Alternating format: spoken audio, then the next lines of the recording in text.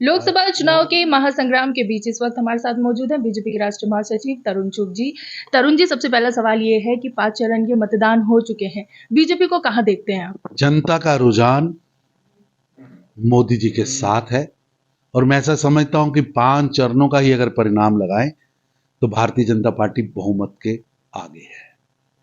जनता खुलकर प्रधानमंत्री मोदी जी को आशीर्वाद दे रही है और जनता का कि जो व्यक्ति देश के अंदर ज्ञान को एक जाति मानकर, यानी गरीब, युवा, अन्नदाता व नारी, इन चारों पर निरंतर उनके जीवन में परिवर्तन लाने के लिए काम कर रहे हैं।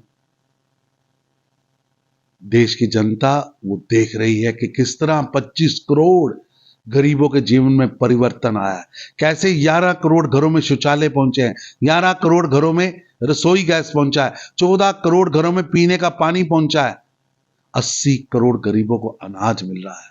एक गरीबों के लिए काम करने वाली सरकार, गरीबी के खिलाफ संघर्ष करने वाली सरकार, एक झोंपड़ी पर बैठे हुए व्यक्ति के जीवन में परिवर्तन लाने वाली सरकार, एक रेडी पटरी वाले से लेकर देश के अंदर इंडस्ट्रियल रेवोल्यूशन आए उसके लिए काम करने वाली सरकार, यानी नरेंद्र मोदी की सरकार। जनता उसको अभिभावक के रूप में मानती है और निश्चित रूप से जब सातों चरणों का परिणाम 4 तारीख को आएगा तो इंडी गठबंधन का सुफड़ा साफ और मोदी जी 400 पार होंगे।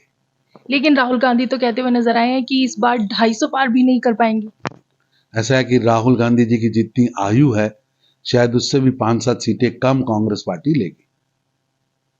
और बात करें अगर आम आदमी पार्टी की, तो अभी अरविंद केजरीवाल जेल से बाहर आए हैं और आते ही जो स्वाति मालीवाल का कांड हुआ है उस पर आप क्या कहेंगे? ऐसा है कि वो झूठ बोलने के बादशाह हैं, भ्रम पैदा करने के बादशाह हैं। अगर वर्ल्ड का कोई सबसे बड़ा झूठे का अवार्ड हो तो उसके लिए उपयुक्त व्यक्ति हैं अरविंद केजरीवाल। मैं उनसे पूछना चाहता हूं कि अरविंद केजरीवाल साहब, आप शराब घोटाले के अंदर धोखाधड़ी जालसाजी में जेल से अल्प जमानत पर छूट के आए हैं। 2 तारीख को आवाज लगने वाली है, अरविंद केजरीवाल हाजिर हों, आपको जेल में हाजिर होना है और आप इतना बड़ा झूठ बोल रहे, भ्रम पैदा कर रहे हैं। पैसा लेने वाला कौन है, पैसा गया कहां है, रिश्वत ली कहां से गई, पहुंची कहां है, चैट्स मौजूद हैं, हर तथ्य मौजूद हैं, सबूत मौजूद हैं। लेकिन अरविंद केजरीवाल जेल से छूटकर बाहर आते हैं और नारा इंकलाब जिंदाबाद जैसे पवित्र नारे को लगा रहे। अपनी पार्टी में भी और जनता में भी अरविंद केजरीवाल समर्थन खो बैठे हैं। वो अपनी पार्टी में भी आज घृणा के पात्र हैं और जनता में भी घृणा के पात्र हैं।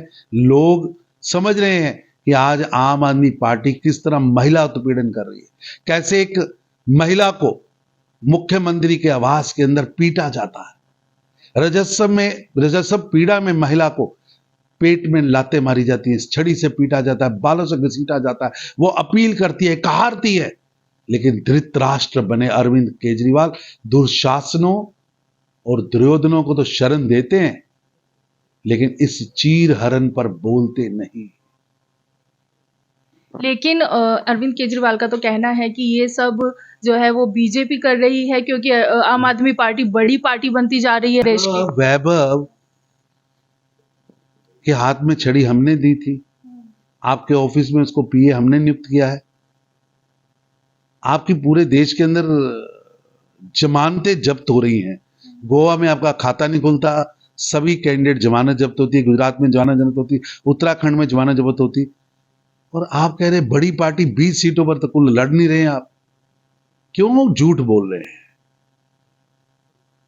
और स्वाति मालीवाल को भी बीजेपी का एजेंट बताया गया है। ऐसा कि अभी आप पैसा ले रहे हैं विदेश से, जिसका आपके पास कोई रिकॉर्ड नहीं, किससे आया, क्यों लिया, किसने दिया, कि उसके पीछे जॉर्ज सोरेस का नेक्सिस है या कुछ देश के खिलाफ काम करने वाले लोगों का नेक्सिस है, क्या खालिस्तानी टेरर फंडिंग है? देश जानना चाहता है, एनआईए जांच कर रही है, अभी विदेशी पैसा किस लिए आया, अरविंद केजरीवाल साहब को बताना चाहिए। और इंडी गठबंधन लगातार टूटते हुए नजर आ रहा है। इंडी गठबंधन अस्तित्व में नहीं था। ये 18 नेता जो वंशवाद की वेला पर बैठकर कुंठित हताश मन से एक ही सपना ले रहे हैं कि कहीं देश में किसी भी पार्टी के पास बहुमत ना आए, अपनी गठबंधन की पार्टियों के पास भी बहुमत ना आए और वो नोच नोच कर टुकड़ों में आए बहुमत के आधार पर देश की अर्थव्यवस्था को नोच नोच कर खा सके। पर भारत की जनता बहुत समझदार है। वो श्री नरेंद्र मोदी जी के नेतृत्व में 4 तारीख को इंडी गठबंधन का सुफड़ा साफ और मोदी जी की 400 पार और करारा जवाब देगी और मोदी जी के नेतृत्व में 400 पार होगा और मजबूत सरकार आएगी, तगड़ी सरकार आएगी। बहुत बहुत धन्यवाद आपका। तो ये थे हमारे साथ इस वक्त मौजूद बीजेपी के राष्ट्रीय महासचिव तरुण चुग जी।